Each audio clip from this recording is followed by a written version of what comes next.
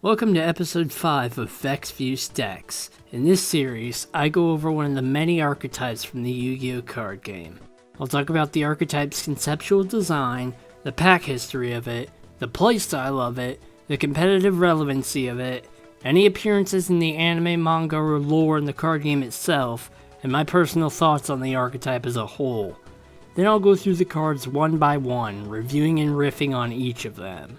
So get ready to collect EXP with level. Design. There is no design common across level monsters, but the individual lines of monsters get bigger and meaner as they evolve. Pack history. The majority of the level cards debuted in Soul of the Duelist, like the Armed Dragon, Horus, and Dark Mimic lines. Wanna know where the rest debuted? Take a wild guess. What pack would hold gimmicky bullshit that nobody ever uses? That's right, none other than CyberDark Impact.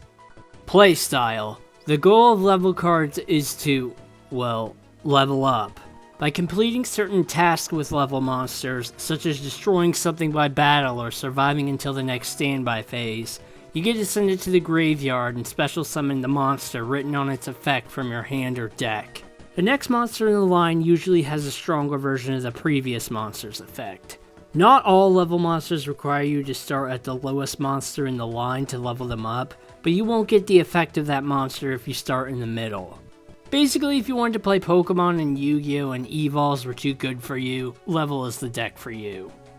Competitiveness. While a couple of level monsters did see some slight competitive play back in the day, mainly the Horus and Dark Mimic lines, there were no dedicated level decks that actually did anything. Really, the whole level mechanic was doomed from the start, and was impractical even back when it was introduced. What's wrong with this mechanic? Well, it has the same problem as the Gemini mechanic. Too slow, requires dedicated support to even utilize, and the effects are so awful that they could have easily been slapped on a regular monster and nobody would have batted an eye. The real awful thing about level monsters is, like I mentioned in the playstyle section, if you don't summon them properly, they don't do anything. Wanna know why Horus and Dark Mimic had even the slightest bit of relevance? Because they do shit by themselves without having to evolve them first. If all level monsters had their own effects, and then gained a bonus effect upon being summoned properly, the mechanic would have been much better off. Still would have been slow and impractical, but it would have helped a lot. Appearances. A few of the level monster lines actually did get some use in the anime. The Silent Swordsman and Silent Magician lines were used by Yugi in the last season of the original series, although they worked differently back then, and Chaz used the Armed Dragon line through most of GX. My thoughts. I really don't care about level cards, so I don't have much of an opinion on them. I think the idea was clever and creative, but it was done so badly that it doesn't matter. That's pretty much all I have to say about it. The cards. Now for the monsters, spells, and traps of the archetype. This is going to be done a little different than normal. Instead of going by level, we're going by evolutionary line. First up, and quite possibly the worst of the lot, is the Allure Queen line, starting at level 3. God, she looks like a high school teacher that every student absolutely despises because of how uptight she is. She's a level 3, dark, spellcaster monster with 500 attack and defense. Wonderful stat lineup for a level 3 monster. Her effect is, once per turn during your main phase, you can select one level 3 or lower monster on your opponent's field and equip it to this card. Only one card at a time can be equipped due to this effect. If this card would be destroyed by battle, the equipped monster is destroyed instead. During your standby phase, by sending this card to the graveyard while it's equipped due to its effect, special summon one Allure Queen level 5 from your hand or deck. Say hello to the shittiest relinquished ever. So this is the whole stupid gimmick of the Allure Queens. You equip an enemy monster of an equal or lower level to them, and all they gain is an old-timey Union monster protection. No attack gains, that whopping 500 attack score, and to level her up, you gotta pray your opponent is using, like, frogs or some shit. And yes, this is one of the level monster lines that debuted in CyberDark Impact. Next is Allure Queen level 5, who looks like Minnie the Thorn's mom. What is that she's doing with her hand? Looks like she's trying to point at someone without having to set down her sparkly fireball. She's a level 5, dark, spellcaster monster with 1000 attack and defense. Yep, whenever you see that stat lineup, just remember that the Allure Queens gain 0 status buffs from equipping themselves with shit. Her effect is, once per turn during your main phase, if this card was special summoned by the effect of Allure Queen level 3, you can select one level 5 or lower monster on your opponent's side of the field and equip it to this card. Only one card at a time can be equipped due to this effect. If this card would be destroyed by battle, the equipped monster is destroyed instead. During your standby phase, by sending this card to the graveyard while it's equipped due to its effect, special summon one Allure Queen level 7 from your hand or deck. Oh, well at least you can now take shit that people normal summon. You're almost there, Allure Queen, just a little more and you can steal monarchs. Last in the loser lineup is Allure Queen level 7. Is that the best Amy cosplay you can pull off? I don't know what the fuck those things in your arms are supposed to be, but they look like you made them out of parts of that beta Sky Chase dragon from Sonic Adventure. She's a level 7, dark, spellcaster monster with, get ready for this, 1500 attack and defense. Those stats would barely be passable on her first form. Let me just say that this bitch gives me a whole new appreciation for monsters like Great Longnose and Venom Boa. Her effect is, once per turn during your main phase, if this card was special summoned by the effect of Allure Queen level 5, you can select one monster on your opponent's side of the field and equip it to this card. Only one card at a time can be equipped due to this effect. If this card would be destroyed by battle, the equipped monster is destroyed instead. Oh, there we go! Now she can equip anything to herself! All it took was 3 stages to do what Relinquish can do on its own. Still, I guess I gotta give credit where credit is due. At least this bitch isn't restricted to level 7 or lower monsters. Next is the Armed Dragon line with Armed Dragon level 3. He's kinda cute, isn't he? It's a level 3 wind dragon monster with 1200 attack and 900 defense. Take note, Allure Queen, this is the appropriate stat lineup for a level 3 monster. Its effect is, during your standby phase, you can send this card to the graveyard. Special summon one Armed Dragon level 5 from your hand or deck. Wow, so it literally does fucking nothing. You gotta hope and pray this guy survives nearly one full turn just so you can replace him with something else. Yeah, he's awful, and is the only level monster that has no true effect. Sure, Allure Queen might as well not have an effect either, but at least there's one there. Next is Armed Dragon level 5, who looks like a fossil fighter Venusaur that incorporated one of Digimon's design philosophies of just shoving knives and spikes on shit. Can he even fly with those dinky little wings?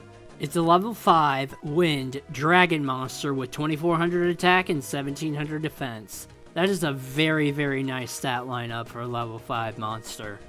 Its effect is, you can send one monster from your hand to the graveyard, then target one face-up monster your opponent controls with an attack less than or equal to that sent monster's attack. Destroy that target. During the end phase, if this card destroyed a monster by battle this turn, you can send this card to the graveyard. Special summon one Armed Dragon level 7 from your hand or deck. Wow, just in case Armed Dragon level 3 wasn't pointless enough, you don't even need to evolve him in order to use level 5's effect. It's a pretty nice effect for back in the day, and it's not once per turn either. Considering you'll be breaking by drawing high level monsters, you should be able to destroy some beefy monsters. However, keep in mind that his level up requirement completely contradicts this effect. Next is Armed Dragon level 7. If he looks familiar, that's because Dark Armed Dragon is a retrain of him. Also, I know this artwork makes him look like a quadruped, but he's actually a biped. If you look closely, you can see his not actually hind legs are bent. He's a level 7 wind dragon monster with 2800 attack and 1000 defense. Yeah, the Armed Dragon line actually knows how to properly scale stats. Its effect is, cannot be normal summoned or set, must be special summoned by Armed Dragon level 5. You can send one monster from your hand to the graveyard. Destroy all monsters your opponent controls with attack less than or equal to the sent monster's attack. So here we arrive at another problem with the level mechanic. The final monster in the line is almost always a Nomi monster, thus making them all garnets. I mean, sure, they can be summoned from the hand, thank Ra, but you still don't want to see them.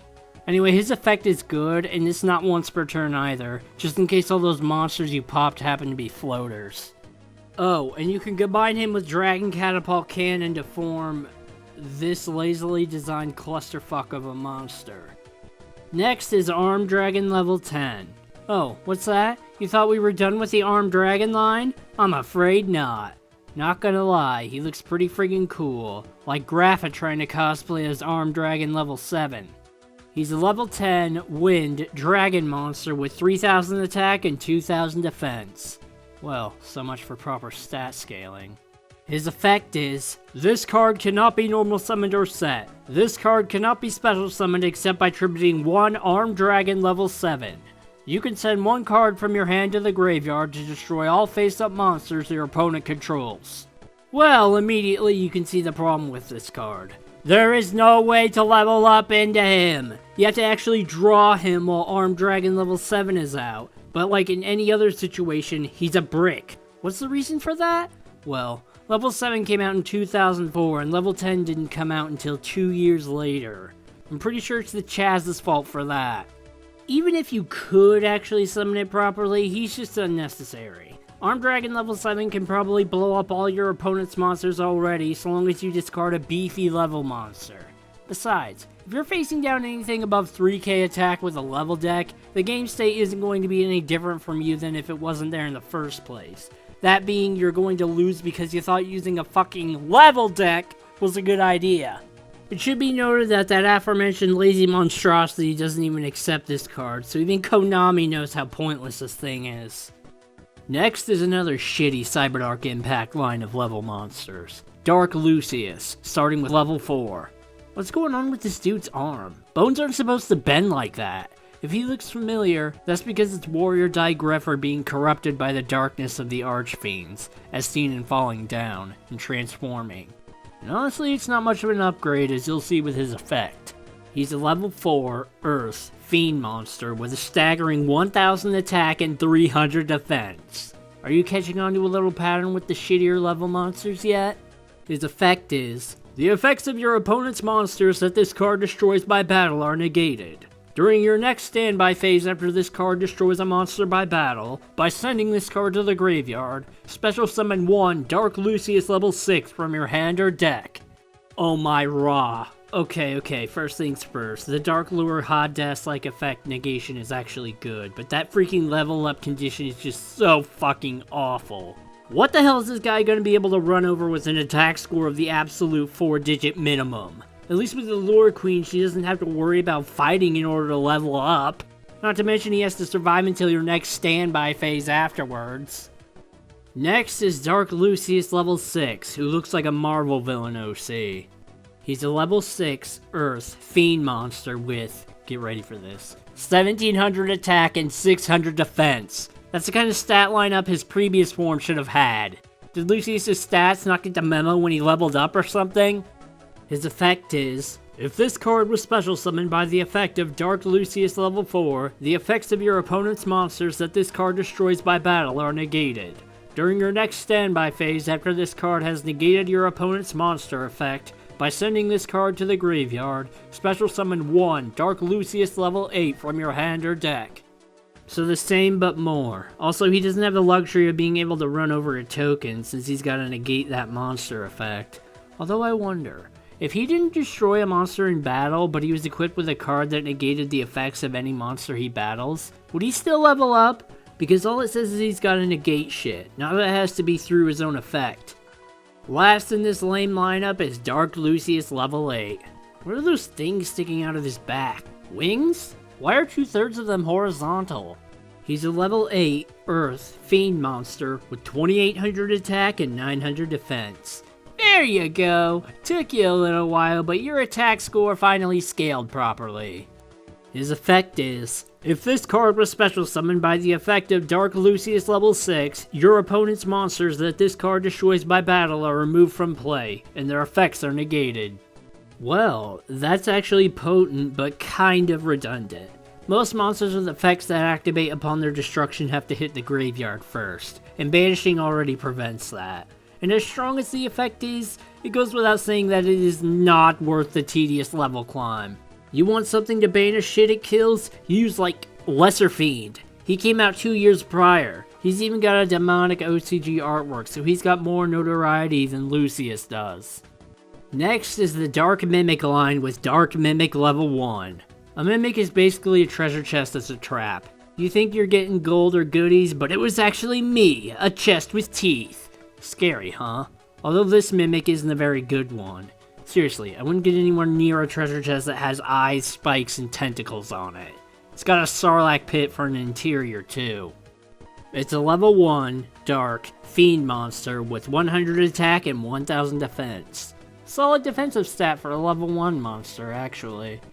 Its effect is, flip, draw 1 card. During your standby phase, you can send this face-up card to the graveyard. Special summon 1 Dark Mimic level 3 from your hand or deck. About as standard of an effect as you can get, and it's the only level monster that's a flip effect monster. There's no way he's going to survive until your standby phase though, which is a crying shame because his next stage is how level monsters should have been done. Next is Dark Mimic level 3. The disguise is a lot better this time since you gotta look pretty close to notice those eyes. Too bad all it's filled with is raw ground beef. It's a level 3, dark, fiend monster with 1000 attack and defense. So it gains absolutely 0 defensive prowess despite being a bigger container. Okay. Its effect is, if this card is destroyed by battle and sent to the graveyard, draw 1 card. But if this card was special summoned by the effect of Dark Mimic level 1, draw 2 cards instead. Yeah, now that's what I like to see, a level monster later in the line that has an effect on its own, but if summoned properly, gets a better version of that effect. Sure, it's a lot of effort for a draw too, but my point is they were onto something with this guy. And believe it or not, he had some slight competitive usage for a little while after he was released. Nothing that would put him on the map, but fringe competitive usage is about as much as you could ask for from a level monster. Next is Horus the Black Flame Dragon level 4, aka Cyber Falcon in dragon form. The resemblance to a falcon is actually appropriate, since Horus is the god of the sky in Egyptian mythology, and said animal is what his head is. He's a level 4, fire, dragon monster with 1600 attack and 1000 defense. A little low there, but as far as the first form of a level monster goes, those are some sky-high digits. His effect is, control of this face-up card cannot switch. During the end phase, if this card destroyed a monster by battle this turn, you can send this face-up card to the graveyard. Special summon 1 Horus the Black Flame Dragon level 6 from your hand or deck. Wow, okay, I know I said I like level monsters with additional effects that don't involve leveling up, but this thing might as well have been like Armed Dragon level 3 for how fucking tacked on that effect is. I mean, seriously, a freaking control protection effect? I know how people say battle protection is irrelevant, but this right here is the most situational and pointless protection effect there is. Don't worry though, the Horus line redeems itself real quick. Next is Horus the Black Flame Dragon level 6. Okay, now he really looks like Cyber Falcon, except with the wings of Cyber Dragon Infinity. It's a level 6, fire, dragon monster with 2300 attack and 1600 defense. Pretty decent stat lineup. Not good, but Horus is at least transitioning better than Lucius. Its effect is, this card is unaffected by spell effects. During the end phase, if this card destroyed a monster by battle this turn, you can send this face-up card to the graveyard. Special summon 1 Horus the Black Flame Dragon level 8 from your hand or deck. There it is! There's the good effect! Not only do you not need to level up this guy to get it, but freaking spell immunity! Effect immunity was extremely rare back in the day, and this thing isn't even a boss monster. And speaking of back in the day, this guy actually saw some competitive use when it was released because it comboed well with Dark Hole. Yeah, this was before power creep dictated that fucking Raigeki could be unbanned and would be a side deck card at best. Last in the line is Horus the Black Flame Dragon level 8. We went from Cyber Falcon to Raw, folks, and that is a sick choice of color for fire right there. That thing's got an extremely big mouth too. It's a level 8, fire, dragon monster with 3000 attack and 1800 defense. Now that's more like it, a Blue Eyes attack score.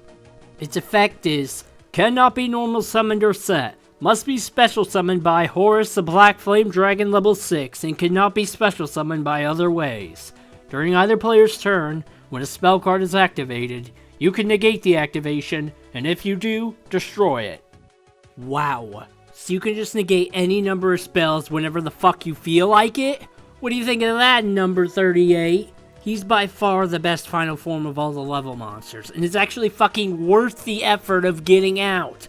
They could have done something stupid like, once per turn you can destroy a spell or trap on the field. But nope, for once, all your hard work pays off.